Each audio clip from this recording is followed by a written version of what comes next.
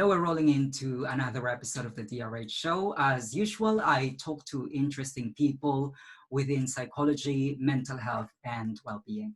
Today, I'm joined by one of the leading experts in social media and personal branding. It's my pleasure to be joined by Dr. Nancy Richmond. Thanks for joining me. Thank you. Thank you so much for having me. I'm very excited to be here today. Mm-hmm. It's great to have you here, Dr. Richmond. Let's start off with you telling us your background, your trajectory in life, and how you ended up doing what you're doing.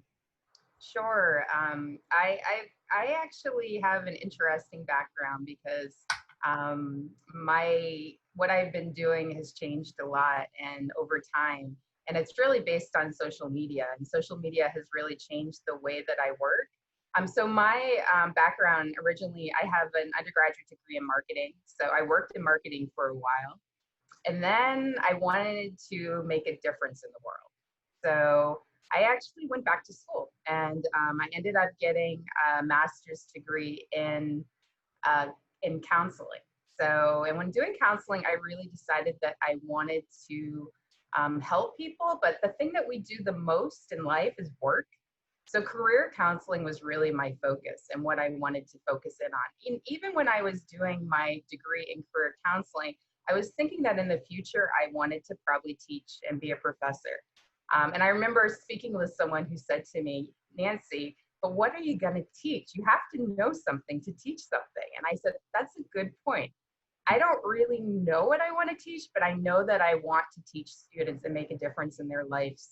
And so at that time, this was before Facebook was even around. And I find it very interesting because I always say to people and to students that the jobs that are going to be available in 5 years, we may not even know about yet. And at that time, I would never have imagined that I would be teaching social media, which is what I ended up teaching, because social media didn't exist yet. Mm-hmm. And so I actually ended up working in career counseling for many years.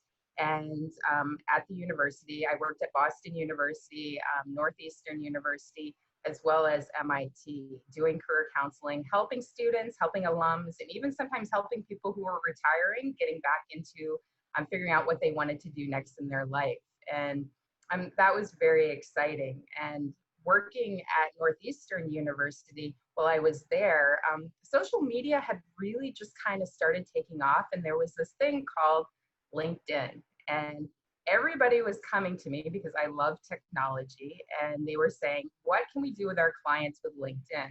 And I didn't really know the answer to that. Mm-hmm. But I realized that it was a very, very powerful tool. And so I started figuring out how to use technology better with my clients. And I ended up creating a group on LinkedIn. It's called the Career Counselor Technology Forum. And it has over 4,000 members now in it. And in that group, we kind of joined together, and there were people all over the country who were also trying to figure out that same exact question. And so we ended up creating a virtual board, and it was really amazing because I got to learn from other career counselors. Mm-hmm. And we had never actually met in person, but they really became lifelong friends, honestly. And it was really an exciting time. So that's really how I got into career counseling and helping people with their personal brands, was really just stumbling on it, seeing a problem and trying to figure out how to do that. And I kind of became known for career counseling and social media from that experience. And from there, I really learned how to use social media more. And then I ended up teaching. I was asked to teach at Northeastern University, where I got my doctoral degree. And I studied education, specifically social media. So I have an undergraduate degree in marketing, a master's degree in counseling, and a doctoral degree in education, which focused on learning in social media. So I kind of have an interesting background. It's not typical, I think, and it's been a very cool journey, and it's been very exciting. Yeah, I think that's a perfect way to describe your journey. It's a cool journey, because I think one of the reasons why, like when people are researching on social media and personal branding is that they would rather have like an eclectic background such as yourself, because like the area of psychology which is really devoted into this, called cyber psychology, is just an emerging area. And so it's really normal that people on that area, social media and personal branding, they would have a different background. But the Yeah, reason why. it's really interesting that you say that, because when I was doing my counseling degree, I was so excited about technology and social media, but everyone around me was not. And so it's been fun for me to see how it's evolved over time, and how I think counseling and psychology is just really starting to embrace and to harness the power of technology and innovation. And it's really cool to watch. Exactly. And also another reason why I'm excited to talk to you today is because your expertise coincides with my passion. I've been a social media manager for quite some time. And of course, I'm also managing a psychology website, PsychReg. So it involves a lot of personal branding on what I do on a daily basis. So Dr. Nicholson, right off the bat, can you explain to us what personal branding is? So personal branding is really what you need to do to make sure that you're known. So when I tell people, people are going to think something about you, whether you want them to or not. So everybody has a personal brand, and it's really about what makes you unique, what makes you you. And some people really hate the word personal branding. I'm very aware of that, and they'll say we're not a brand. Marketing things are brands. But I think it's really still the best word currently to use when you're talking about how do you want to be perceived. And when we're talking about your personal brand, it's not just about how you want to be perceived on social media. It's also about how you want to be perceived in person. And I really believe that those go hand in hand. So when you walk through the door, what do you want people to think about you? And to me, that's what personal branding is. It's your values, it's your interests. It's what you do at work. It's even what you do in your personal life. Your brand is everything. And so how you represent yourself in everything you do is really your personal brand. So can you give us some ways on how to effectively promote ourselves as a brand online? Yeah, I think the most important thing to do is to first think about what are you passionate about. And I think with your career in general, that you have to tap into your passions. For example, you obviously are passionate about doing videos, you're passionate about doing YouTube, psychology. You really have your own personal brand. And so you don't have to have a YouTube channel in order to create a personal brand, but you should consider what it is that you want to do next, and as well as who are you right now. And if someone were to Google your name, what comes up? And is that what you want them to see? Now, for some people, they may have a very common name and your name may not come up at all. And if that's the case, that's not good. You want to make sure people can find you and they can find information about you online. You don't want someone to Google you and say, I don't know anything about this person and I can't find anything about them either. So that's not good. But at the same time, you want to make sure they're finding the right information about you online. So that's a piece of developing your personal brand. It's good thing that you mentioned that, like when someone Googles you, do they actually find something about you which is really, valuable, that can add value to what they're looking for. And I think the technical term for that is digital footprint. And I'm pretty sure that's a lot of, what you do. You help people to have a valuable digital footprint. And of course, when we're talking about digital footprint, a large component of that would be social media. So could you also explain to us, in a nutshell, is social media good or bad?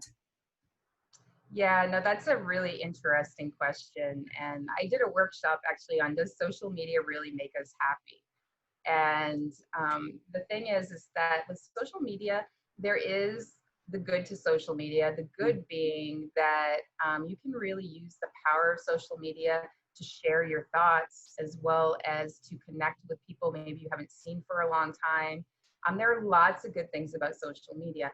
Also, there's the bad of social media, which is being addicted. It's naturally addicting to use social media, using it too much, as well as people using it to do things that can change the way that we think by putting out fake information, for example. So what I actually had a few years ago, I had a little bit of a crisis. I was like, I'm teaching social media and it's destroying the world. This was really my thought. And I really had to step back and think about, what does this mean to me as my own core values?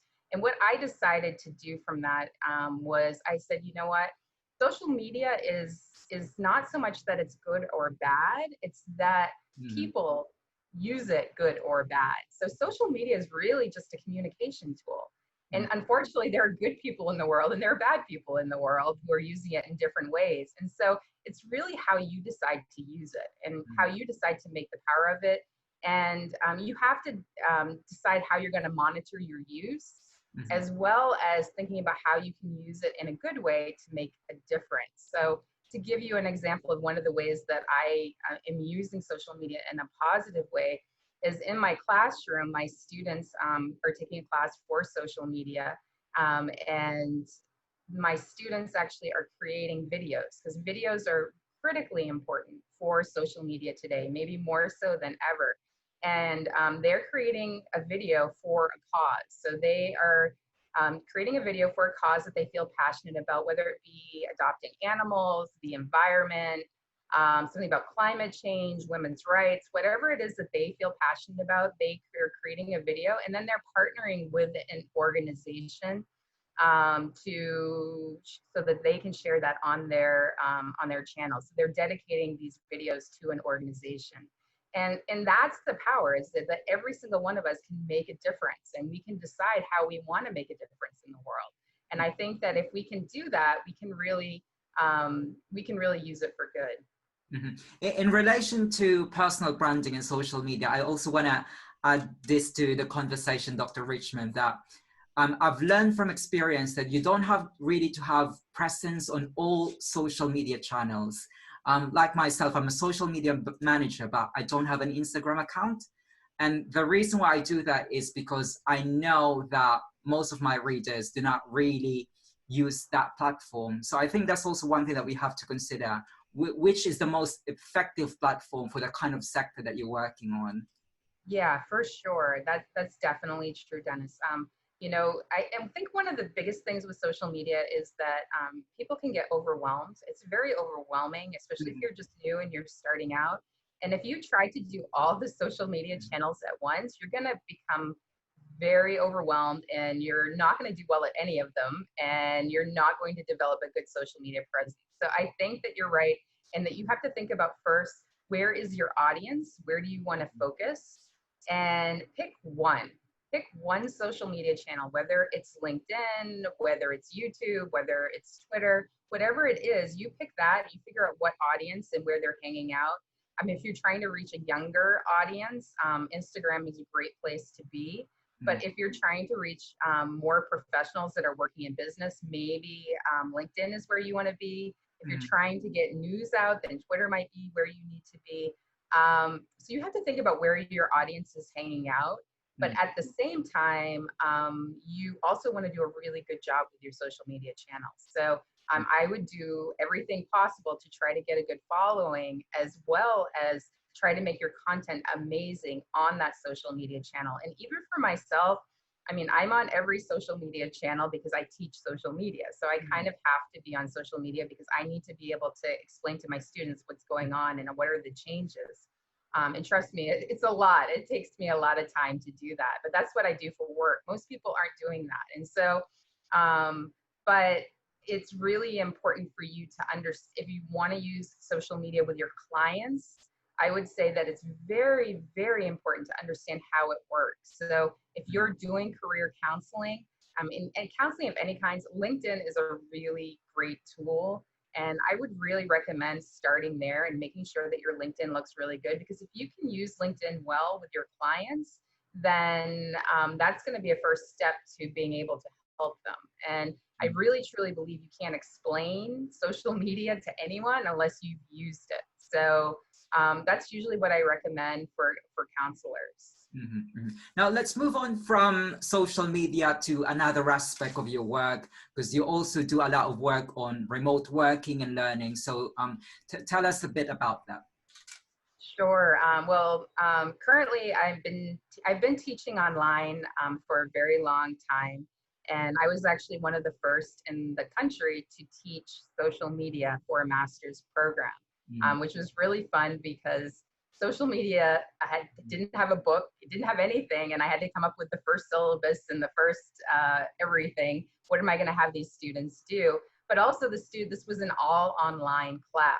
So we did this all online. I taught at Northeastern University for my first online. And one of the things that I learned from that experience is trying to think about how do you connect with people online.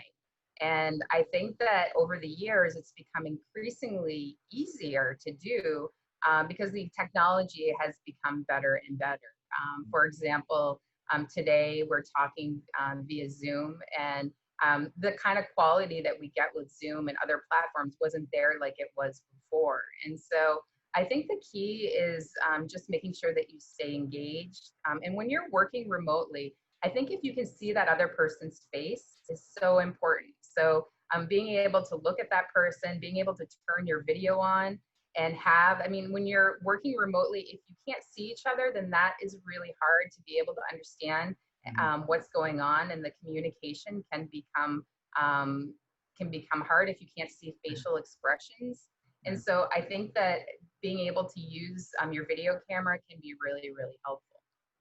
And talking about Zoom, I'm really amazed how much traction Zoom gained.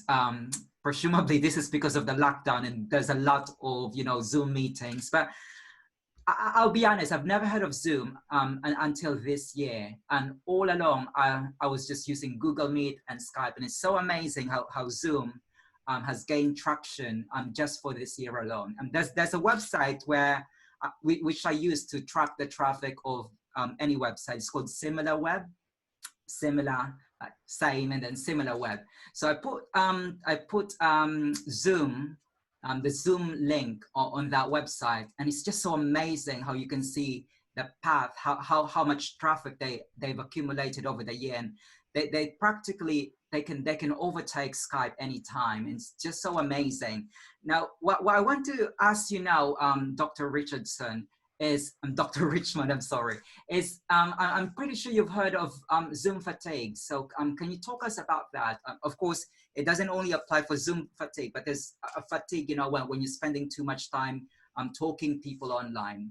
What's the psychology behind it? Well, it's interesting you say that. So the good thing about, I'm going to start with the good piece. And the good thing about Zoom or any video platform is what I just said, which is being able to see the other person. I mean, if you are, texting back and forth, even on the phone, you can't really see the person's facial recognition. And you don't know what they really look like, if they're happy, if they don't like what you're talking about. But at the same time, when we are talking about fatigue and Zoom fatigue and video fatigue, I would say that it's hard for the person to constantly be on camera, and to know that someone's watching you very intensely, to be able to see yourself. If you look at yourself, it kind of freaks you out. You're like, oh my gosh, what do I look like? What does my hair look like? So that's really hard for people to constantly be on camera. It's exhausting for people to constantly be on camera. And so, and also at the same time, this is a very strange time where suddenly I am Zooming with my 50 students at home. If we didn't have before, we had this, this is our work and then this is our personal life, right? And now our work and our personal life has suddenly become extremely blurred because we're working from our homes all of the time. And so that's really hard for people because your dog is in the background, your kid is in the background screaming. I have a 15-month-old daughter, and sometimes when I'm teaching, especially I teach an evening class, which doesn't always go great with her screaming in the background to go to bed. And so, these are the things that happen. Even at this point in time, someone could deliver a package while we're talking. Mm-hmm. And then I have to apologize that the dog is barking because the delivery guy is here. And so this is very strange, and this can make us very tired. And also just constantly worrying about what's going on in your home at the same time as constantly being on the screen. And so this is a real thing, the Zoom fatigue. And I think we have to think about how much we Zoom and really monitoring how much of the good part of it, but then do we really need to Zoom for this? So, because we can't spend our entire day on Zoom, right? We would be extremely exhausted. Now, on your website, you said that the best leaders in a fast-paced world are social media savvy, and why is that the case? Yeah, you know, Dennis, this is really, really an important piece of what I believe. And I believe that every person, whether you're a counselor, whether you work in business, whatever it is that you do, you need to understand social media. And there was actually this really great study done by McKinsey, which talked about the 6 dimensions of social media. And the 6 dimensions of social media included number 1 being a producer. So being a producer is important. You need to figure out how are you going to produce information on social media? What kind of content are you going to produce? And the second thing was being a distributor. So we all, whether we work in social media or we work in counseling, whatever it is we do, we have to think about what channel, we just were talking about this, what channel are we going to distribute our information on? Are we going to pick Twitter? Are we going to pick YouTube? Are we going to pick LinkedIn? So we all are becoming distributors. And then the other piece is being a recipient. So the third piece is being a recipient. And being a recipient means we all have all these messages coming into us on social media, and we have to figure out what to look at and maybe what to ignore, because it's just too much information. We can't possibly look at all the information that's coming into us. And so every leader has to determine how they're going to be the recipient of that information. And then the fourth one was being an advisor. So as a leader, you have to think about how are you going to advise people when they come to you and they say, how could we use social media to get this message out, for example? Or how can we use social media to get a new job? You're going to have to also think about, you're going to have to give advice to people, right? So as an advisor, all leaders really need to be able to do that. And also, you know, if they're on LinkedIn, for example, you can show that you're a leader in using that. And then the other piece is being an architect within your organization. If you are an architect, that's really about who's going to deal with social media. So if you're working in an organization as a leader, more than one person, who's going to handle social media? That's the basically, is HR going to deal with it? Is marketing going to deal with it? What area is it? Who's going to be dealing with the budget for it? Those are all things to think about. And then the final one is being an analyst. And we all have all this information coming in via social media, and we have to think about how are we going to analyze that information. So analyzing meaning that every time someone posts something about you or posts something about your company, we can go and we can see what people are talking about. And that is really the power of social media as a leader. And I believe that we all have to be digitally savvy and have digital skills in the workplace to be able to handle that. And I'm pretty sure no one can predict the future, but I'm just interested about your thoughts. What do you think would be the future of social media and the future of social branding? Oh, that's a big question. The future of social media. Well, I can tell you that I don't think it's going away. I don't think social media is going away anytime soon. Someone asked me, Nancy, what are you going to do if social media goes away? What are you going to teach? And I said, that's a good question, but I'll know before anyone else knows that it's going away, and I'll already be on to the new thing. And I don't think it's going away anytime soon. Right now, Facebook just reached 3 billion users, and that's just insane. I mean, it's insane how many people are on social media. And if all of your friends are hanging out there, you're going to want to hang out there too, because that's where they're hanging out. And I do think that based on current things that are happening with social media, that the platforms could potentially change. There's always somebody who's trying to break in and then to the area to see who might be the next. I would say right now, TikTok is huge. TikTok is really, especially during quarantine, I think people have this fatigue and they're just really stressed out. and they can just watch a fun video of someone dancing and it's not too serious. And TikTok is definitely someone to watch because that is becoming larger every day. I've really watched that take off. But I would also say when we talk about the future, I think that augmented reality, virtual reality is something that we are going to see. This is where I think the next place in social media, I think this is where it brings us, because right now we're talking with video, and I think video is just really starting to take off more. And it took a long time for video to really take off. So I think it will take a long time for virtual reality and augmented reality to take off. But I do think it will. And I think that that will be sort of like a combined experience with social media. Facebook is already working with that. I think their avatars that they launched a few weeks ago, I don't know if they have that in the UK, but here in the US, they have, you were able to make your own avatar on Facebook. Do they have that there too? Yeah. Okay. So that was huge, and people really liked that. And I think Facebook is starting with the avatars to start moving in towards more of a virtual augmented sort of experience. I really agree with what you said.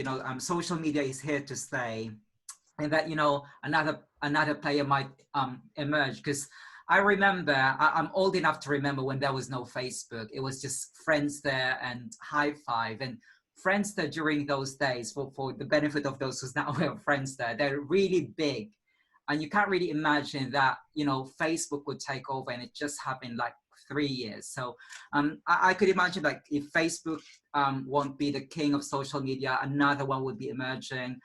Yes, probably TikTok, because, TikTok, they're also very, in a way, they offered something that's not yet in the market, and they're very active when it comes to marketing. And that, of course, itself is just, I think an example of how you should really brand yourself when it comes to, when it comes to developing a product or developing a brand, because TikTok really did it really well when it comes to personal branding or product branding. Now, what I'd like to ask you, Dr. Richmond, is that you've been doing a lot of work when it comes to social media, personal branding, and marketing. But ultimately, what is the most important thing you want the public to know about your work? I think that the most important thing that isn't everything that I do is really trying to make the world a better place. I mean, I know that sounds really big, but for me, that's in everything that I do, is how can I make a difference? Whether it's me teaching and trying to mentor students and to help them do good things in the world, or it's with my executive coaching and my career coaching, is helping people understand how to use social media for good. And not just social media, though I'm passionate about social media, I would say that I'm passionate about technology, and I'm passionate about innovation. Like, how can we use these newest, coolest tools to make the world a better place? And everything I do, that's really what my focus has been on, as well as when I'm helping businesses with their social media, is, okay, there's this new cool tool. How can we use this new technology tool to help your business, to help your personal brand, to help you learn better? And so my focus is really on technology and innovation, and how to use it to make the world better and make it easier. And is there a particular individual or book which has the greatest influence in your work? Well, I anticipated this question, and I actually couldn't decide. I had 2 books, so I'm going to share 2 different books. All right. So, the first one that I have here is Left to Their Own Devices, which is by Julie Albright. She is an FIU alum, and this is an amazing book because it talks about the history of how we've become more digital and why we are digital. And she's a sociologist, and it's really fascinating to understand this book, because it's fascinating. If you want to understand how we got to where we are today, this is the book to read. She really talks about the history, and this book came out before the whole pandemic issue that's happening. But if you read this is explaining exactly how we entered this world and why we are the way we are currently. And so I think this is a great book The other book that that I wanted to mention is Life Scale. Life Scale is a book by Brian Solis, all right? And Brian is a social media expert. I don't know if you know him, but he's a great person to follow. But he doesn't just talk about social media. He talks a lot about innovation and how we're changing digitally. And he wrote a book called Life Scale. And what I think is fascinating is he's really talking about how do we manage our day-to-day life and how do we become more creative, productive, and happy? That's what it says right here on the book. And I love it because he is so excited about technology and innovation. But at the same time, he's talking about the dark side of innovation and technology and how can we minimize our distractions and really use it to the best of our ability and being able to focus, to avoid procrastination, to avoid anxiety. I think that these two books combined are a really great place to start if you're thinking more about your personal brand or if you're thinking about social media. Mm-hmm. I'll definitely put those books in the description box for those who are interested to learn more about social media and personal branding. They can read about that book. Now, as I've mentioned, you've been working for quite some time in these areas. So I'm pretty sure that you've encountered some misconceptions when it comes to social media and online reputation. So can you tell us some of those misconceptions and, of course, address those misconceptions? Yeah, I think the hardest thing for sometimes people is to brag about yourself. That's the thing that I talk to my clients the most about is they'll say, yeah, but I don't feel comfortable talking about the good things that I've done. But the thing is, if you don't talk about what you've done, nobody knows what you've done. Mm-hmm. And so it's really important that you tell people what it is that you're working on so that that you have a voice. You want to have a voice and you want to really think about how can you be a leader and become an expert in whatever it is that you're passionate about. And, for me, it's social media, but for you, maybe it's about food, or maybe it's about cars, or maybe it's about meditation, or whatever it is that you're excited about. Becoming knowledgeable about that and having a voice, I think that that's really important. And it's also great because it allows you to connect with other people who have similar interests to you. And that's really the most important thing about social media is finding a group of people that you can relate with, that you can hang out with online, and you can share things and you can share. I belong to a lot of different groups, and probably the most recent groups, that I've been joining are parenting groups because I'm now this new mom. And so hanging out with other mothers online. Right now, I'm actually working on a research study. A counselor reached out to me, and we are working on a research study on the pandemic and parenting. So how do you parent during a pandemic? And we're looking at social media to better understand how how parents are using social media to connect with each other, to get advice about teaching at home, all these issues that they're dealing with, and also to support one another.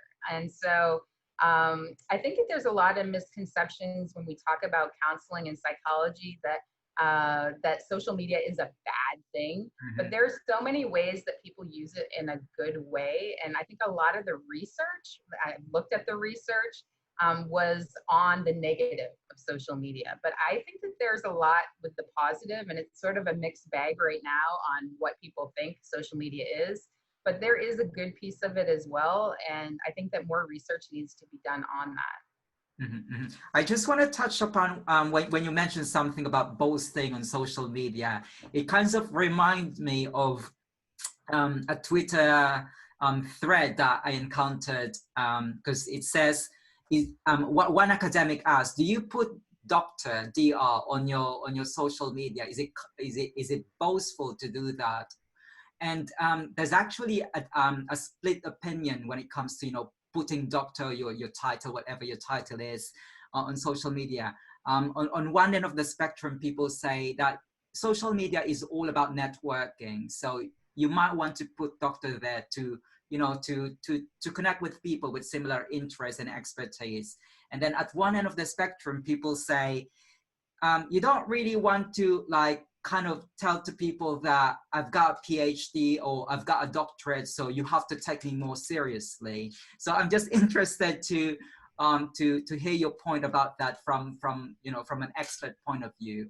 Did you Yeah. personally put doctor in your social media handles?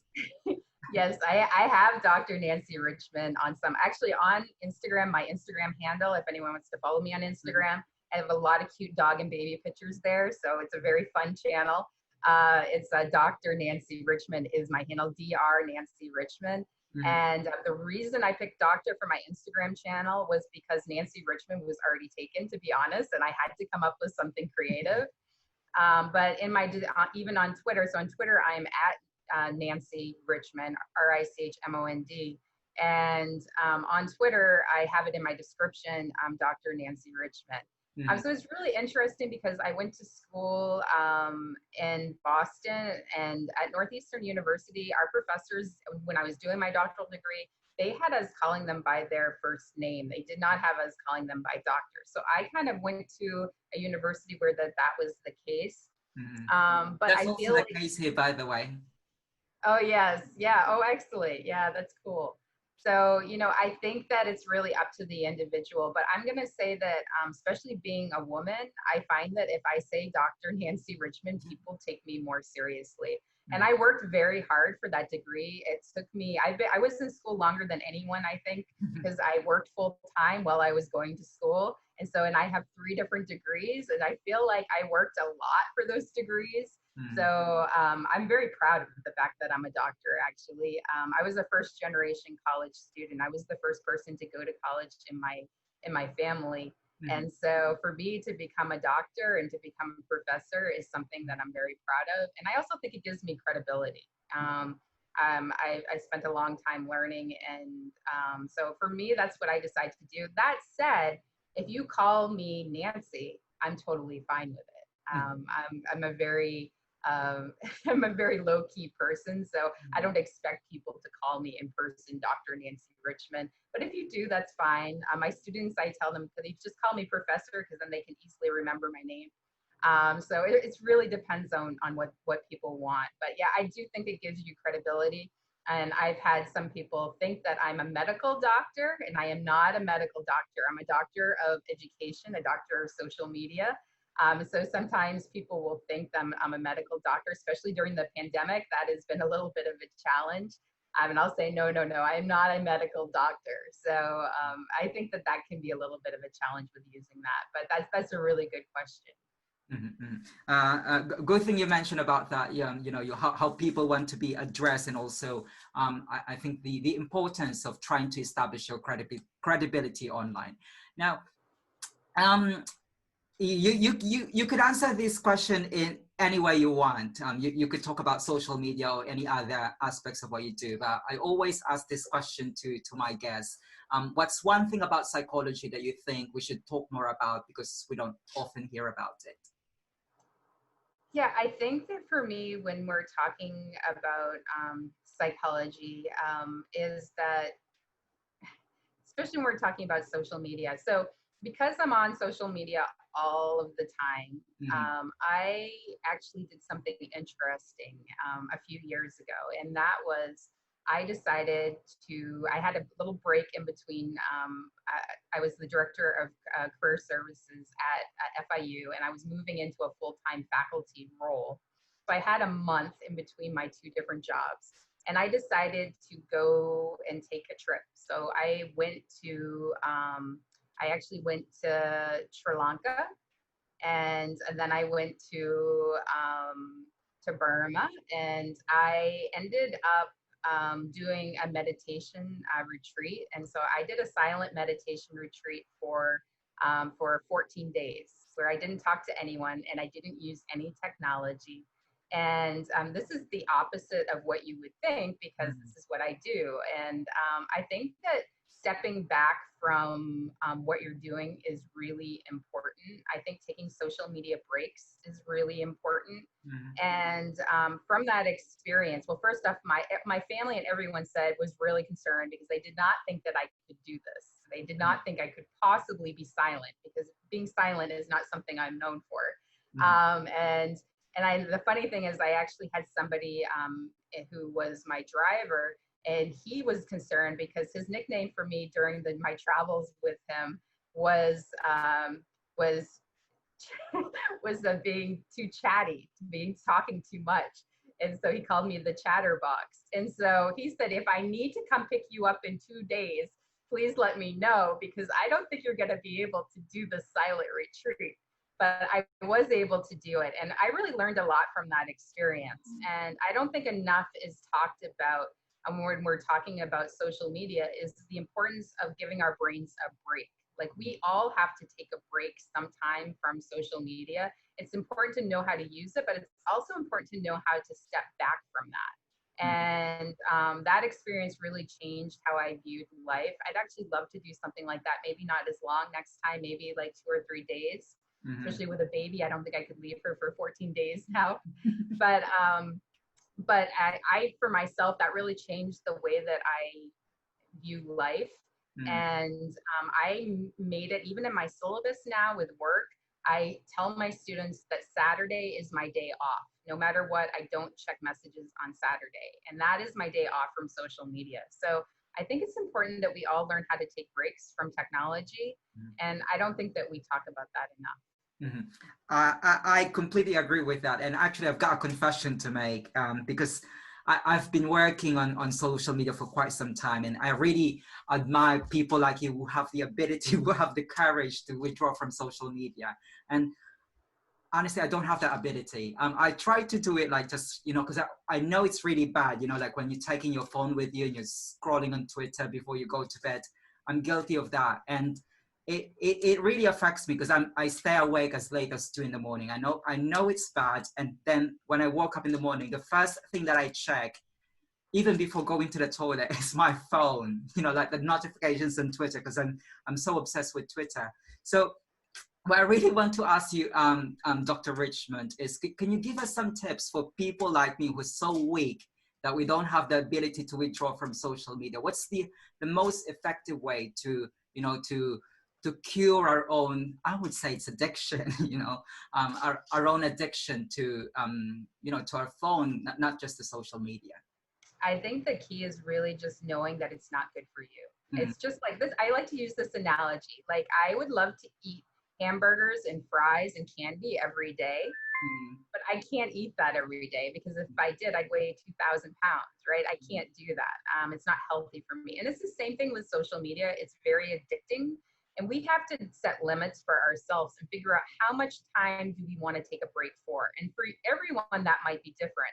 What I learned from doing that meditation retreat, and I highly recommend meditation, yoga, exercise, being with nature. I think that all those things are very important. And make like there are some apps out there that you can use as well that can tell you how much time you're using social media. And you can say, okay, well, I'm using social media too much. Maybe I need to take a break from this, and set a goal for you. Maybe for the first time, it's like, I'm not going to be on social media for 3 hours, and put your phone away, put it somewhere where you can't reach it, and go take a walk. Leave your phone at home. What's going to happen in 3 hours? And even if it does happen, it's probably not the end of the world. So leave your phone for 2 or 3 hours, and then come back to it and see if you feel like less stress or less anxiety. And you have to set those boundaries for yourself. And I would say anyone has to set that. And my other tip would be, is at night when you go to bed, and I do this, I take my phone and I charge it in a different room. I have it physically not near me, because I know that I'm going to look at it. And that really helps you so that you can sleep better, as well as keeps you from checking it as soon as you get up in the morning. I drink my coffee first. I should not be answering any tweets before coffee. That is critical. No, nothing. I should not talk to anyone before I have my coffee. So that's really important. And I think if people can do that, they're going to feel less stress, and they're going to feel less anxiety. And also, so what I do also to help me is that I take really long walks. This year was my first time that I did a half marathon. I did not run it, okay, but I walked it, and I speed walked it, and I think I outwalked people who were running it, to be honest. And so I took these very long walks, and I walk 8 or 10 miles at least once a week. I do a very, very long walk, and I do not use social media during that time period. And I've come up with the best ideas and the best creativity, and things that I've been trying to figure out sometimes the entire week, suddenly when I'm walking, the answer comes to me. And it's because I don't have this technology and these devices with me. And so you have to give your brain time to recover and to rest. And if you can do that, you're going to become better at everything that you do, both in your personal life as well as in your work life. It will give your brain time to heal, which we all need. And when the research really shows that too much isn't good, right? Thanks for those helpful tips, Dr. Richmond. Now, just out of curiosity, because your expertise is on social media, so out of curiosity, who do you follow on Twitter or any other social media platforms that your most favorite person? Oh, this is this is a really hard question because I'm on so many different I really use Twitter. Honestly, I use it mostly for news and to see what's going on in the world. Typically, I'm usually following whatever's trending at the moment. I'm always looking to see what's trending. I think that it's really important to be tuned in. But at the same time, it's really important to understand what is real and what is not real. And so on Twitter, I follow I follow a lot of the Pew Research Twitter handle because they do a lot of research on social media here in the US. And that's something that I think is really helpful. So if you want to know more about social media, the Pew Research Center, they have an account. They have one both for their main account, but they also have one for technology. And I think that that's a really great place to follow. If you really want to know the real data and how people are using social media, I think that that's a great place to follow. And then for me, I'm following social media experts. I'm following people that I have things that I feel passionate about. It really depends on the channel. And the coolest thing that who I'm following, honestly, that I love the most on social media, and this has nothing to do with work, but it's at this point in my career, I've been in contact with so many different people that it's so cool that I can talk to you in the UK right now. So Dennis is my new coolest follower. And I love meeting new people from around the world and then meeting them and then staying connected with them 10 years, 20 years later. I actually had one of my clients recently who reached out to me, and he had followed me on Facebook, but he's not really an active user on there. And I did career counseling with him. I looked, and it was over 10 years ago that I did a career, and he reached out to me knowing that he wanted to do a career change. And it was just so cool to see how far he'd come, and that if it wasn't for Facebook, he definitely probably wouldn't have reached out to me. And yes, trying to just being able to stay connected to our friends. There are people that I even went to high school with that I can see. I feel like I know exactly what they're doing, and I haven't seen them in years. It's so amazing. I have people in New Zealand that I went to school with, and due to the time difference, it's really hard sometimes to talk to people internationally, but yet I can still stay connected to them. So that's really the power of social media, and that's why it's so cool. Brilliant. And I also asked this question to my guests. So what's your distressing outlet? What other interests do you have other than psychology? Yeah, so I love to hike and I love to walk. I'm originally from the state of Maine. I don't know if your viewers know where the state of Maine is. Yes, I know. But the state of Maine is very far north. It's almost near Canada. And it's very remote. There actually are not many people who live there. And during the summertime, I go to the state of Maine. I am a Mainer. I've been told Mainers that's what we call people from the state of Maine, is Mainers.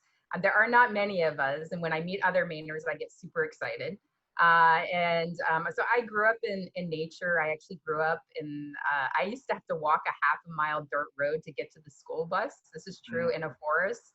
And, I really love being with nature. So I think one of the things that people don't always know about me is how important the environment is to me.